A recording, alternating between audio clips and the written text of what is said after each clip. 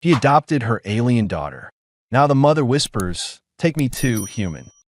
The air aboard Kessin Hub always smelled like melting wires, burnt plastic over rust, a tang of metal fatigue that never left your tongue. Even the recycled oxygen carried the scent of collapse. It was a place built for transit, not for permanence. And yet, too many stayed, or got stuck.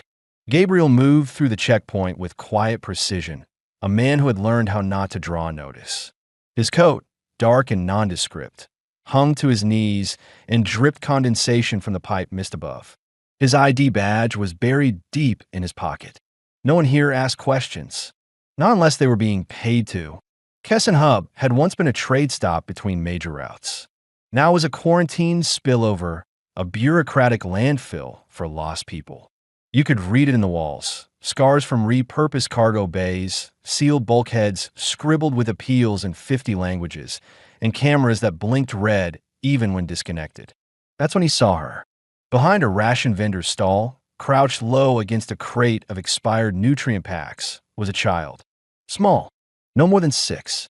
She had blue skin like brushed dusk and long white hair tangled into thin ropes. Her knees were scraped, feet bare. Her eyes, round and much too quiet, watched everything without blinking.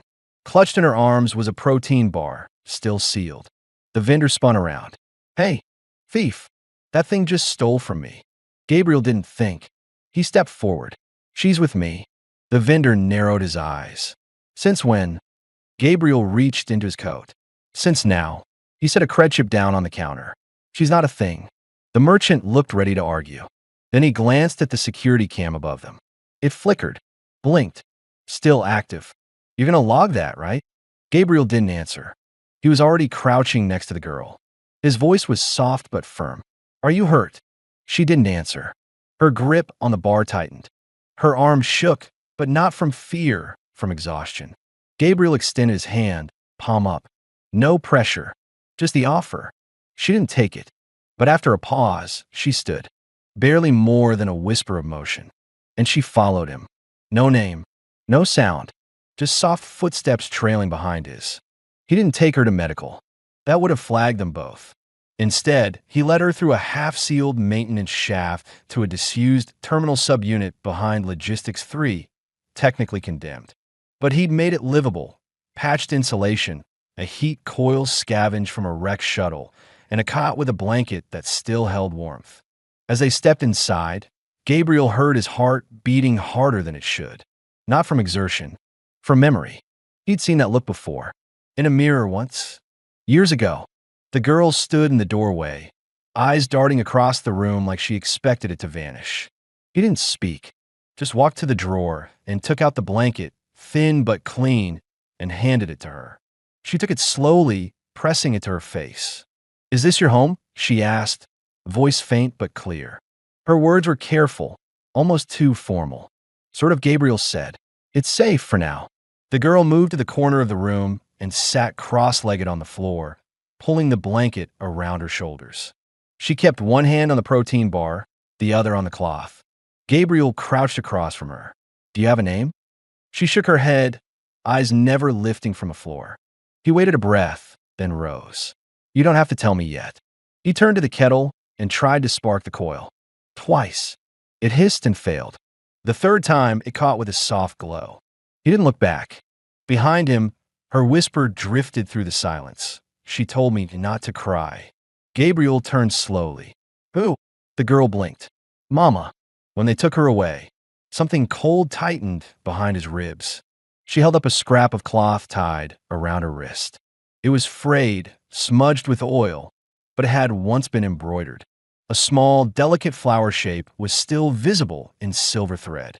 Gabriel knelt again. "Do you know where they took her?" She shook her head. Then, quietly, she said, "I had to run." He didn't ask more. Not tonight. Gabriel opened a small drawer beneath the cot and found a pair of soft, worn socks. Too big for her, but better than bare feet on cold grating. He set them beside her without comment. She didn't touch them. Not until he sat back on the cot, leaned against the wall, and pulled out an old data pad. He tapped through blank forms, maintenance logs, roster edits. anything to avoid the look in her eyes. Minutes passed. Then, as softly as before, she spoke again. "This blanket smells like warm." He didn't laugh, but his voice softened as he replied, "Then we'll keep it." She nibbled the corner of the bar. Not hungry, hesitant, like she was afraid it might vanish if she finished it too fast. Gabriel didn't watch. He pretended not to notice.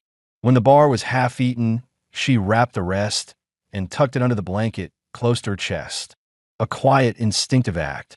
Later, as the station lights dimmed for night cycle, he saw her body relax slightly. Not fully, but enough that she leaned her shoulder against the wall, blanket tight around her knees. She didn't ask if she could stay. She didn't have to. Gabriel glanced toward the door. No alarms, but the cameras would have seen. Maybe someone would report it. Maybe no one cared. Still, this was not the first rule he'd bent, and it wouldn't be the last. The girl's breathing slowed. Sleep pulled at her like a tide. But before it took her completely, she whispered, not to him, maybe not even to herself. "If I be quiet forever, maybe they'll let Mama come back." Gabriel closed his eyes. He didn't know her name, but he knew the shape of what came next, and he wasn't going to walk away from it. Not this time. Kesson Hub's night cycle was a lie. The station never truly rested. Pipes groaned. Airlocks hissed. Fluorescent lights blinked overhead like tired eyes refusing to close. Somewhere deep in the sublevels, machinery still rumbled, a constant undercurrent, like a creature breathing in its sleep. Gabriel sat on the floor with his back against the cot. His knees were bent, hands clasped loosely in front of him, gaze steady on the girl across the room. Leary, that was her name. She'd whispered it earlier, as if giving it away might make it vanish. She was asleep again now, curled up beneath the thin blanket. One sock had slipped halfway off her foot. The other hung loose, still trying to look useful. The protein bar was tucked under her arm like something sacred. Her blue skin looked pale under the amber glow of the emergency light. Her long white hair fanned across the pillow like spilled moonlight, catching motes of dust in its strands. Gabriel didn't move, didn't speak. He watched her breathe. He had taken her in, against regulation, against logic, against the part of himself that had stopped believing it made a difference. But when she looked at him, when she said his name in that unsure, testing voice, he'd felt something shift. Like a lock he'd forgotten was there, quietly clicking open. He stood after a while, stretching muscles gone stiff from stillness. The heater coil sputtered again, barely working. He knelt beside it and coaxed it into glowing orange with practice taps. Then he added water to the batter kettle and set it atop the heat. The door hissed faintly behind him. Not open, just metal shifting. The pressure of the corridor groaning under strain. Still, he glanced toward it, instinct tightening his spine. No footsteps, no voices, just the station reminding him that it was still watching. He turned back and crouched by the drawer, pulling out a small medkit and a cloth. Quiet as possible, he walked to Leary's side. Her ankle was scraped, likely from sharp grating. Dust had crusted in the wound. He knelt. She stirred. Her eyes opened instantly, wide and bright. Fear didn't flash this time, only alertness. A readiness to flee. "I won't hurt you," he said, keeping his voice low.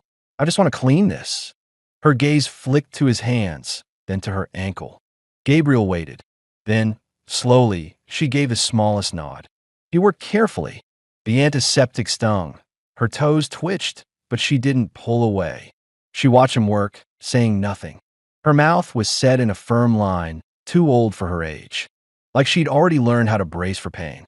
When he finished, he covered the scrape with gauze and leaned back. Done. She didn't thank him, but she didn't retreat either. He took that as progress. Back at the heater, the kettle began to steam. He poured warm water into a cracked tin cup and offered it to her. Leary sat up, blinked sleep from her eyes, and took it in both hands. She didn't drink, just held it close, breathing in the warmth. Her fingers trembled slightly from the heat, but she didn't let go. He sat again, watching her from a distance now. "Did Mama tell you to run?" he asked gently. Leary nodded. She said, "Don't make noise. Don't look back." She stayed behind. Gabriel exhaled slowly. Do you know where she is? She frowned. Tier 9. That's what they said. Processing overflow. His brow tightened. Tier 9 had been sealed after a decompression leaked 2 years ago. As far as the official reports went, no one was stationed there anymore. It was supposed to be offline, uninhabitable. But he knew better than to believe that. Kessin was full of dead corridors where ghosts went to wait out bureaucracy. You think she's still there? He asked. I feel her, Leary whispered, placing her palm against her chest. When I sleep, she sings. Not out loud, but here. Gabriel looked at her carefully. Is that a virulent thing? Leary shook her head. It's a mama thing. That made him smile just a little. She sipped the water, slowly, cautiously. Then she glanced back at him. Why did you help me? She asked. Nobody else did. He paused, considering the truth and whether she deserved all of it. Then, I didn't help someone once. A long time ago. I told myself it wasn't my job. Did they disappear? Gabriel nodded. Yes. Leary pulled the blanket tighter around her shoulders. That's what happens here. People vanish, like crumbs in the air filter. His heart pulled tight at that. Not you. You can't stop it. I can try. She watched him for a long moment. You're not like the others, she said. You wait for people to talk first. He tilted his head. Would you rather I didn't? No, she said softly. But it's strange. Like you're trying to be quiet in your bones. That stunned him more than it should have. He smiled again. Maybe I am. A soft hum passed through the station walls, a resonance deeper than the usual mechanical groans. Gabriel felt it in his knees, his chest. Like something old, waking. He stood and walked to the storage bin near the back wall. Inside were clothes he'd taken from abandoned lockers, spare blankets, things no one would miss. He found a long-sleeved shirt, too large but warm, and brought it to her. It's not much, he said, but it'll help you sleep. She took it, running her hands across the fabric like she was memorizing the texture. Thank you. He nodded. A pause. Then Leary looked up and whispered, Do you think they'll let Mama go? Gabriel crouched again, resting his forearms on his knees. No, but I'm going to find her anyway. Leary's mouth parted slightly, like she wanted to say more. But she didn't. She pulled the shirt over her head and let the sleeves hang past her hands. The moment felt too large for more words. Gabriel stood, returned to the cot, and stretched out slowly, letting his breath settle. Leary curled up again on the floor, her cup beside her, fingers still tucked beneath the sleeve. The heater glowed faintly in the corner. The air was still cold, but for the first time in a long while, he didn't feel alone in the room. And neither did she. By the time Gabriel returned from the water reclaim unit, Leary was awake. She sat on the cot, with her knees drawn up, clutching the sleeves of the oversized shirt he'd given her the night before. Her long white hair tumbled across her face in loose tangles, and her bare toes curled against the warm section of floor beneath the old heater coil. The station's simulated morning had begun, but Kessin Hub never changed much in daylight. The shadows just repositioned themselves. She looked up when he entered, didn't speak, just followed his movements with wide, quiet eyes. Gabriel set the canister of filtered water down and crouched to pour it into the kettle. How did you sleep? Leary shrugged. The floor creaked a lot. That means it's still holding together. He turned, and this time, she gave a faint smile. Almost shy. While the water heated, he pulled a sealed ration from his coat pocket. Not one of the vending bars. This was something he'd traded for. Slightly bruised fruit packed in gel. A rare find. He peeled the corner and offered it. Leary stared at it like it might vanish if she blinked. I saved it, he said. Didn't know for what. She took it carefully and opened the pouch like it was something sacred. She smelled it first, then dipped her fingers inside and scooped out a bit of the gel. Her face changed as she tasted it. Her brow furrowed, then slowly relaxed. She chewed slowly, reverently. You're sure I can have this? Gabriel nodded. You need it more than I do. She ate slowly, legs tucked under her. Then, out of nowhere, do people die in Tier 9? Gabriel didn't flinch, but his voice lost its softness. Sometimes. I heard screaming, Leary whispered, before they took us down there. Then it got quiet. Too quiet. Like the kind of quiet that hurts your ears. He turned toward her. Did you see your mother after that? She shook her head. Just heard her. She was singing. A soft song. Virulent lullaby. No words, just sound. She does it when she wants me to sleep. Gabriel crouched beside her, careful not to get too close. You remember the song? Leary nodded. But I can't do it right. It only works when she sings. That silence again, thick, not empty. A quiet that pressed in around them like steam on old glass. Gabriel took a breath and stood. I have to find a way down there. Leary blinked. Now. No, he said. Not yet. We need more food. More time. I need to make sure no one's watching us too closely. Her gaze dropped. You'll leave me here? He crouched again, so they were eye level. No, never that. I just need you to stay hidden. Just for a little while. I can help. He paused. Ow. I listen well. Better than most grown-ups. If someone's coming, I can tell. He smiled. Only a little. That would help. They didn't say anything for a while after that. Instead, Gabriel used the next hour repairing an old handheld terminal, quietly typing a script to mask his movements from internal tracking. Meanwhile, Leary sat cross-legged on the cot, humming a soft, off-key version of her mother's melody. She didn't try to make words. She didn't need to. When a station's hallway speakers chirped, one of the random maintenance announcements, Gabriel froze, listening. Security sweep initiated. Sector 3 through 5. He turned toward Leary. We can't stay here much longer. Where do we go? There's a maintenance corridor under the recycling unit. It's been sealed off on the logs since a coolant leak. Nobody checks it anymore. Leary looked down at the blanket still clutched in her arms. Can I take this? Of course. She held it close like it was armor. Gabriel began packing quickly. What little food they had left, 2 clean water vials, and a med kit. He paused only once, staring at the blank datapad screen. Then he typed a name, Cira Veluin. Below it, he added one line. Tier 9. Not processed. Check manually. He erased it 3 seconds later, just in case. When they moved, they did so silently. Leary walked close to him, fingers gripping his coat sleeve, but she didn't need to be led. She kept up. She matched his pace. She didn't speak again until they reached the junction point, where the emergency ladder split between the medical tier and the waste reclamation shaft. Gabriel? He paused, looking down the dark ladderway. If they hurt her, if they broke her voice, she swallowed. Will she still be Mama? Gabriel didn't answer right away. Then he knelt and placed a hand over hers. She's still your mother, and she's still hers, no matter what they took. Leary nodded, but her eyes shimmered. They climbed down together, leaving the old corridor behind. The maintenance shaft below was cold, air-sharp with the bite of chemical residue. But it was quiet. No footsteps. No enforcers. Just them, breathing. Gabriel found the old auxiliary room he remembered from years ago. Once used to store cleaning drones, now stripped to rusted hooks and brittle shelves. But the lock still worked. That was something.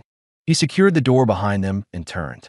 Leary was already curling up in the corner, using her blanket as both nest and shield. She didn't look scared, just tired. You said something before, she mumbled. What? When you gave me the fruit. You said you saved it, but you didn't know for what.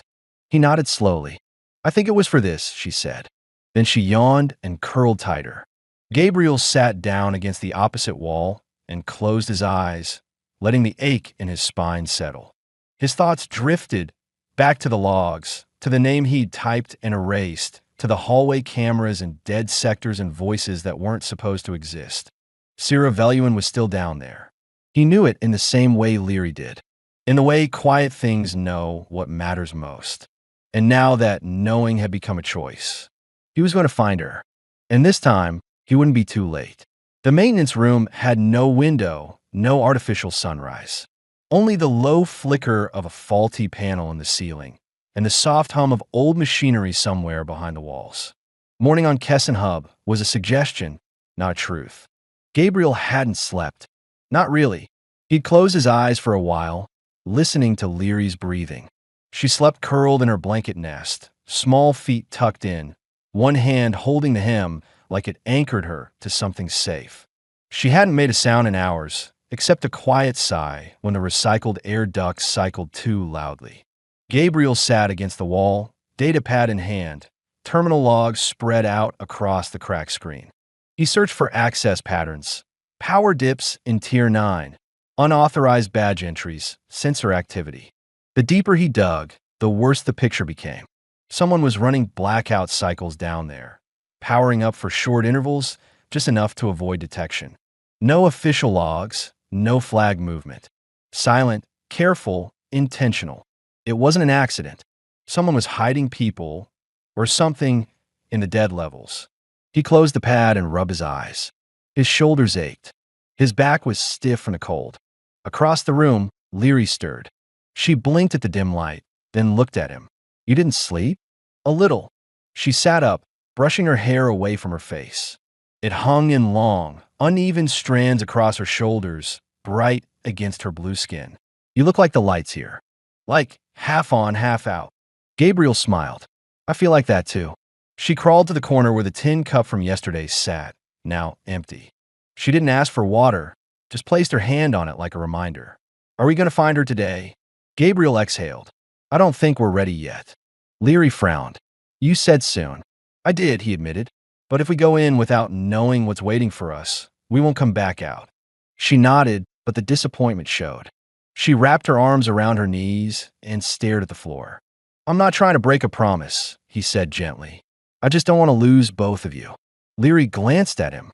"Would you lose me too?" He didn't answer right away. Then he said, "Not if I can help it." The silence that followed wasn't heavy. It was mutual, an understanding, like neither of them wanted to speak too much, in case the air took it wrong. Gabriel stood and pulled on his coat. "I need to check the corridor cameras." "You stay here. I can hide." "I know, but stay hidden anyway." She nodded. Then softly, "Gabriel, yeah, if you find her and she's not whole anymore, if she forgot me, will you still bring her back?" Gabriel didn't hesitate. "Yes." She didn't ask how he could be sure. He left through the side panel, using the ventilation access route. His body moved quietly, out of habit now, avoiding cracked tiles and overhead sensors. Most systems on this level had been decommissioned, but complacency was dangerous here. People disappeared when they got too comfortable. He reached an old junction box and jacked into the line. The interface stuttered, then bloomed to life. Fuzzy, low-res video feeds from maintenance corridors, elevators, sealed cargo shafts. Tier 9 had no active feeds. That was expected, but Tier 8 did. He scanned the last hour of footage. Routine sweeps. One enforcer. One unmarked worker in dark clothes. And one cart covered, being pushed slowly down the incline. Too smooth. Too quiet. He froze the frame. Under the tarp, a shape. Humanoid. Not moving. He rewound. Caught the moment when the tarp had lifted slightly at a bump. Long white strands of hair spilled out for half a second before the worker adjusted it. Gabriel's pulse surged. He disconnected, shut the box, and slipped back into the shaft. When he returned, Leary was waiting. Eyes wide. Alert. "You found something." Gabriel nodded. "They're moving people. One at a time. I think I saw someone like her." Leary didn't smile, but her body stilled like something had dropped from her shoulders. "Can we go?" He crouched beside her. "Not yet, but I'm closer. I just need to know where they're taking them once they pass Tier 9. They don't come back." "I know." She reached for her blanket and pulled it over her shoulders. "Then we have to go forward." Gabriel nodded. He leaned back against the wall, watching her. Leary wasn't trembling anymore. She still whispered sometimes when she spoke, still hesitated before moving, but there was something steady in her now, a quiet resilience, like the song she'd hummed the day before had settled somewhere deep inside her. He took out the cloth from his coat pocket, the one she'd once shown him with silver thread stitched into the corner. He kept it without asking. It smelled faintly like old salt and oil, but the pattern, the flower etched in the thread, that still held meaning. "Did she make this for you?" he asked. Leary touched it with one finger. "She made one for both of us. Said if we ever got separated, the thread would carry her voice." Gabriel stared at it a moment longer. Then he wrapped it in a strip of plastic and sealed it against moisture. "I'm going to find her," he said again, quieter this time. Not a promise. A decision. Leary just nodded. Later, when the room dimmed and the temperature dropped again, he saw her lean back against the wall, arms wrapped around her knees. She didn't speak, but just before she closed her eyes, she whispered something not meant for him. "Don't be afraid, Mama. I'm bringing someone this time." And in that moment, in that barely audible breath, Gabriel understood something that hadn't occurred to him before. She wasn't waiting for rescue. She was waiting to return, and he would follow her into the dark to make that happen. Gabriel had seen silence before, weaponized in tight corridors, layered in policy, printed on sealed doors. But nothing compared to the quiet inside Tier 9. He stood at the edge of the corridor's descent, just beyond the last functioning maintenance hatch. Lights above him flickered once, then surrendered entirely.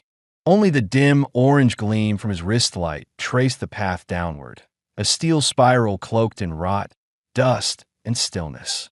The kind of stillness that watched you. Leary wasn't with him this time. She was hidden in the auxiliary crawl space, curled beneath her blanket and the thick silence they'd learned to speak with. Before he left, she handed him the cloth her mother had sewn. No words, just the weight of her small palm pressing it into his hand, like a prayer not meant to be spoken aloud. Now, with each step downward, Gabriel felt that pressure settle behind his ribs. The air grew colder, not sharp like coolant leaks or recycled vent currents, but old, stale, untouched. He moved without sound, counting each step in his head, remembering how emergency mapping described Tier 9. 1 hallway, 3 junctions, 5 sealed rooms. But the map had lied.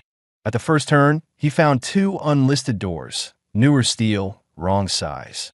Not regulation, welded fast with off-grid seals. Someone had rebuilt this floor in secret. He tapped into a side panel, eyes scanning for power signatures. There was no data stream, but a faint pulse came from behind the farthest door, soft, rhythmic, like a heartbeat slowed to survival pace. Gabriel disabled the magnetic latch, and the door creaked open. Inside was darkness, then movement. At first, he thought it was a shadow trick, until he saw the figure step forward barefoot, swaying slightly. She was taller than he expected, her green-blue skin dulled by cold, hair tangled, pale, almost white. Her limbs trembled with the effort of standing. No restraints, just exhaustion and silence. He didn't move. He barely breathed. Her eyes, when they met his, held nothing but emptiness. Not confusion, not fear. "Hello, Sarah," he asked quietly. No response, but she blinked. Once. Her fingers flexed at her side. Gabriel took a slow step forward, raising one hand. "I came from above. Leary is safe." A sound escaped her, dry, cracked. Not a word. More like the attempt to form one. He kept his voice low. "She asked me to bring you back." Another blink. Slower this time. Then she fell. Gabriel caught her just before her knees hit the floor. Her weight was almost nothing, bone and skin wrapped in days, maybe weeks of deprivation. She didn't resist, didn't speak, but as he lifted her, she gripped his coat with sudden force, fingers twisting the fabric like it was the only solid thing in the world. He held her, let her hold back, and whispered, "I've got you." Getting out was harder. The alarms didn't sound, but lights buzzed to life on the upper decks, blinking in patterns meant to confuse. Gabriel ducked through side shafts, carried her over bent conduit, down routes mapped only in memory. She never spoke, but she didn't let go. When he reached the auxiliary crawl space, Leary was already standing at the hatch. She didn't cry out or run. She just looked at the woman in his arms, then stepped aside. Sarah tried to speak. Her lips moved.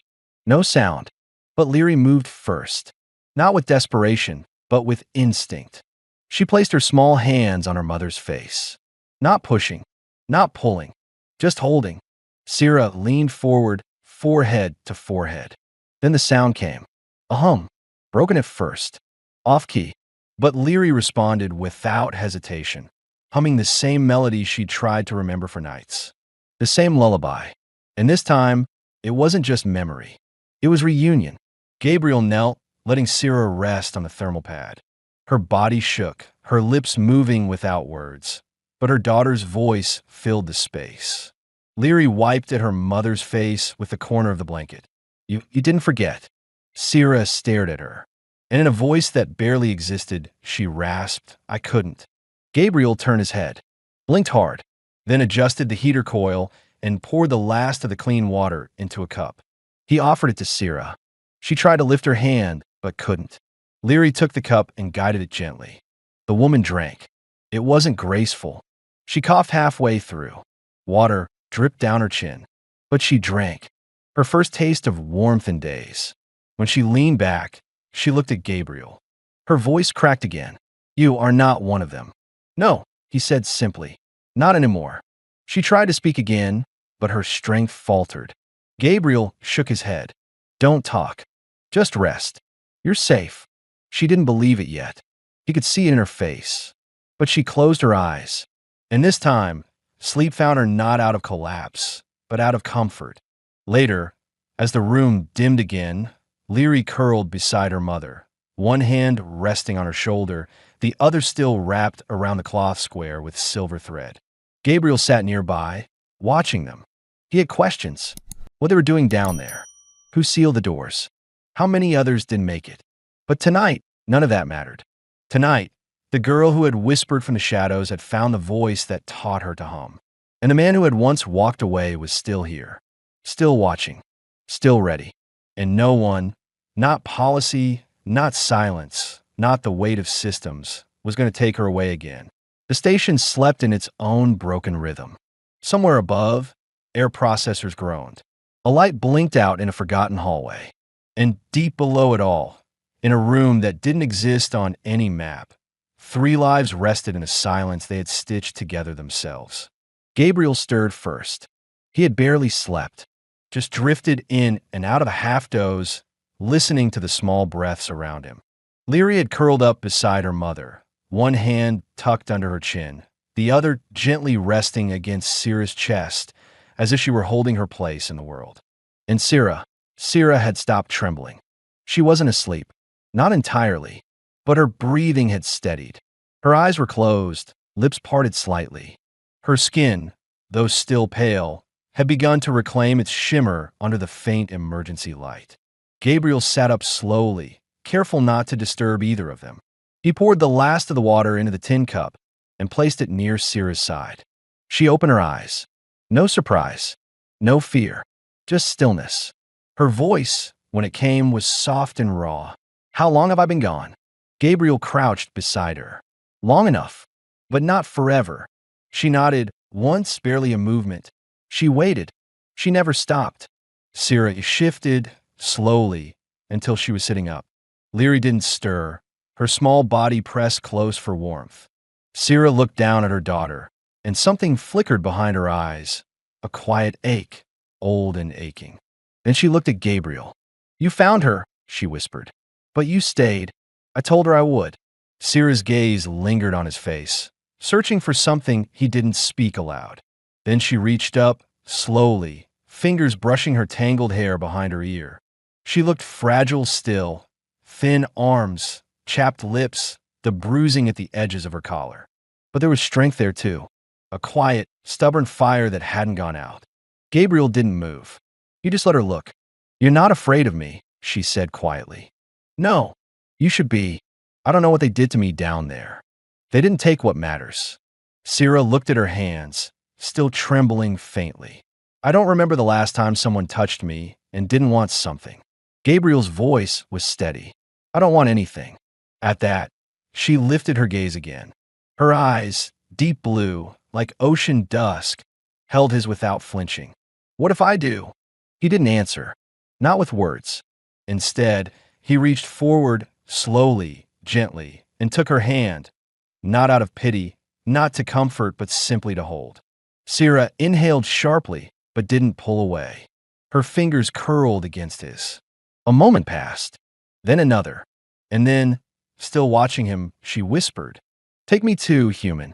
Not as a plea, not broken, as a choice. Gabriel leaned forward, not sudden, not rushed, and pressed his forehead to hers. Their breath mingled. Her fingers rose to touch his cheek, unsure at first, then certain. And then she kissed him. It was soft, hesitant. Her lips were dry. His hand cradled the side of her face as if she might shatter, and maybe part of her already had, but the kiss was real. Not perfect, not polished, but true. When they pulled apart, her eyes were still closed, as if she didn't want to let go just yet. "I thought I forgot how," she murmured. "You didn't." Gabriel didn't let go of her hand. And outside, somewhere far above, the station groaned and shifted, but it couldn't reach them here. Not tonight, because in the hush of rusted walls and dim light, something fragile had been returned to the world. A voice, a touch, and the space between two people who no longer needed words to know they were no longer alone. They left before first shift, when the colony dome still held its breath and the lights above flickered between night and the ghost of morning. Gabriel led the way, pack slung across his back. His boots moved silently across dew-soaked metal walkways. Behind him, Syrah kept pace with quiet, steady steps, one arm around Leary, who clutched a bag of dried fruit and pressed close to her mother's side. The air tasted different now. Not filtered and recycled, but real, thin, crisp, edged with the scent of dust and growing things. Outside, beyond the dome, soft wind moved across the plain like breath over water. They passed beneath the solar panels and toward the service shuttle dock. No one stopped them. No one looked. And that, in itself, felt like a miracle.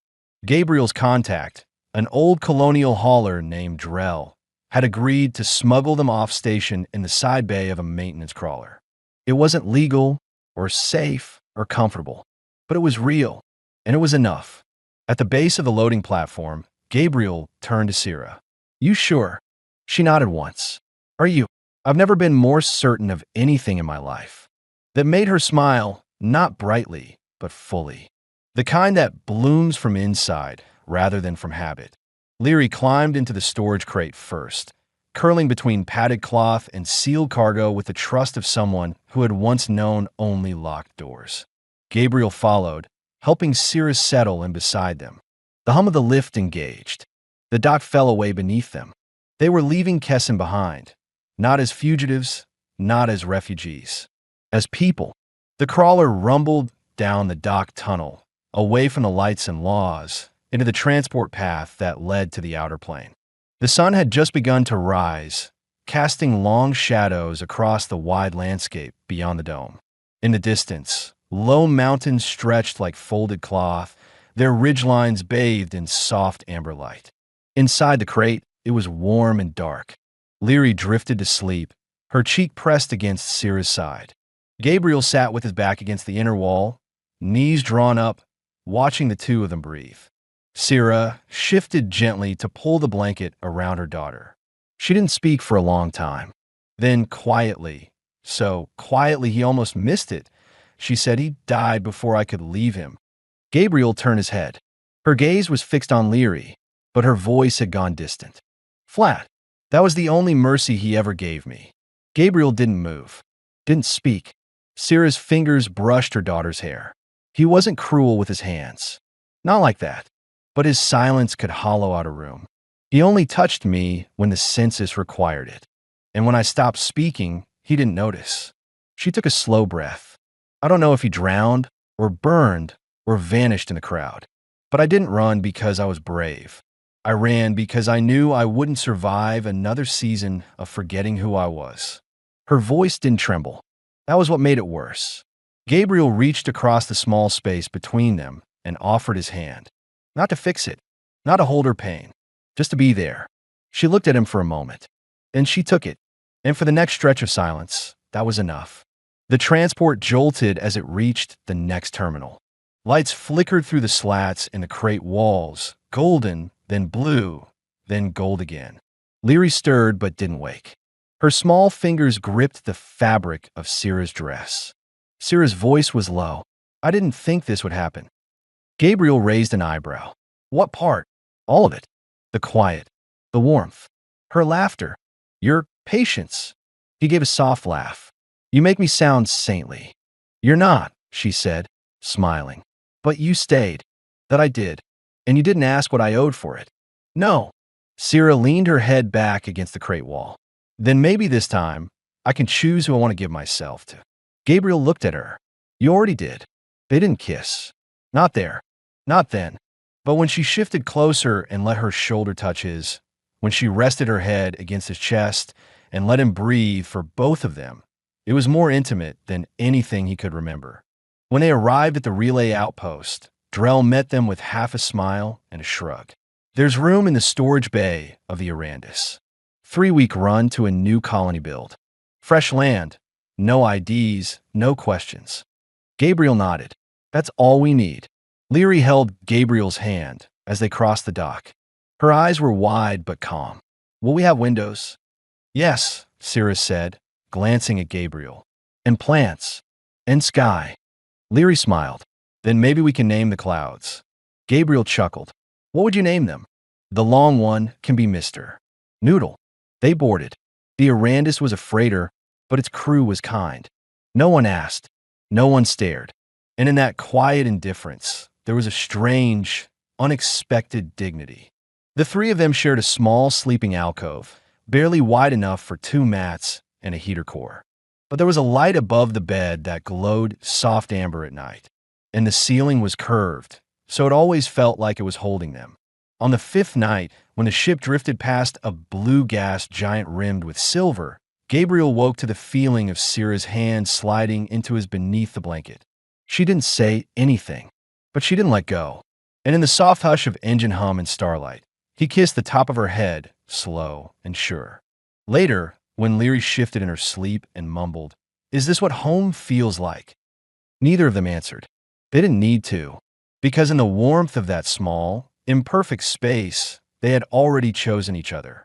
And for the first time in their lives, they weren't just surviving, they were beginning. It was the kind of morning that didn't ask for anything. The sun filtered through pale leaf trees, their canopies shifting with a warm breeze that smelled faintly of citrus and earth. Birds, real ones, not drones, sang soft melodies in the distance. And in the gentle hush of the woods, time slowed to something tender and unhurried. Gabriel stood at the edge of the hill, hands tucked into his sleeves, watching the valley below. A few homes scattered across the slope, simple domes, glass roofs, gardens that shimmered with dew. His own was there, halfway down the path, just close enough to the lake to catch the sun's reflection at dusk. And beside him now, her fingers brushing his sleeve with casual affection, was Sierra. Her hair was loose today, drifting like black silk in the breeze. Her skin, green gold in the light, caught the sun and turned it into something luminous. She wore one of the soft tunics they'd found at the communal exchange, pale linen, slightly oversized, sleeves rolled to her elbows. She looked nothing like the woman he had first found behind that rusted gate. She looked alive. Down the hill, near the water's edge, Leary danced in uneven circles through the wild grass. Her giggles echoed through the quiet like birdsong. "She named that tree Wiggles," Sierra said, nodding toward a crooked sapling swaying near the bank. Gabriel smiled. "It suits it. She also thinks the hill has secrets." He glanced at her. "Does it?" "I'm not sure yet," she said, her voice playful. "But I think I'd like to be the one to find out." They stood there for a while longer, neither in a hurry. Sierra leaned her head against his shoulder, and he rested his cheek on her hair. No words were needed, just the hum of the world around them and the rhythm of each other's breath.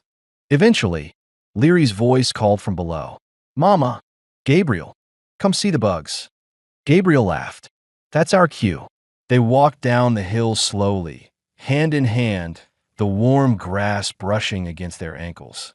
Leary knelt near a patch of yellow blooms, pointing excitedly at a bright-winged insect perched on a petal. Gabriel crouched beside her, nodding seriously as she explained her discovery. Sierra stayed a step behind, watching them. The way Leary leaned into Gabriel without hesitation. The way he listened, really listened, like her daughter's words mattered more than any science journal ever printed.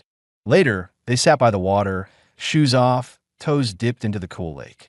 Gabriel shared a pack of dried fruit, while Leary tried to name every cloud that drifted overhead.